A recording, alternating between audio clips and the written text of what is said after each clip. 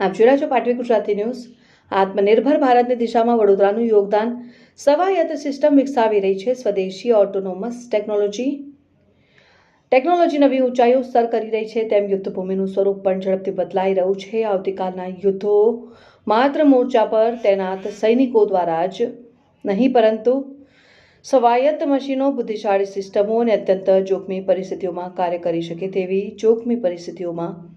શકે તેવી ટેકનોલોજી દ્વારા પણ લડવામાં આવશે। સંરક્ષણ ક્ષેત્રના આ બદલાતા પરિદૃશ્યમાં ગુજરાત પણ એવા યુવા સંશોધકો અને નવતર વિચારકોનું કેન્દ્ર બની રહ્યું છે। તેઓ ભવિષ્યમાં સૈનિકોને મદદરૂપ થઈ શકે તેવી ટેકનોલોજી વિકસાવી રહ્યા છે। વડોદરામાં આવો જ એક પ્રયાસ એરોનોટિકલ એન્જિનિયર શ્રેય મહેતાના નેતૃત્વ હેઠળ આગળ વધી રહ્યો છે।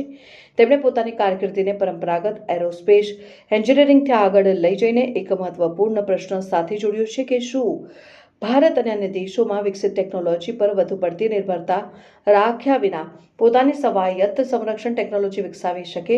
શ્રેય મહેતાની આ દિશામાં સફરની શરૂઆત ગુજરાતથી થઈને તેમણે એરોનોટિકલ એન્જિનિયરિંગમાં બેચલર ડિગ્રી મેળવી। એરોસ્પેસ અને પરંપરાગત વિમાનોથી અલગ પ્રકારની એરક્રાફ્ટ સિસ્ટમ પ્રત્યેના રસને તેમણે શૈક્ષણિક સંશોધન પણ કર્યું, જેમાં મલ્ટીપર્પઝ ઓર્નિથોપ્ટરની ડિઝાઇન પરનું કાર્ય સામેલ હતું। ત્યારબાદ તેમણે રશિયામાં વધુ અભ્યાસ કર્યો, જ્યાં તેમને એરોસ્પેસ અને ટેકનિકલ સિસ્ટમ્સ ક્ષેત્રે આંતરરાષ્ટ્રીય અનુભવ મળ્યો। ભારત અને વિદેશમાં મળેલા અનુભવે તેમને અદ્યતન ટેકનોલોજીના વિકાસ અને ઉત્પાદન ક્ષેત્રમાં રહેલી કેટલીક ખામીઓનો અનુભવ કરાવ્યો।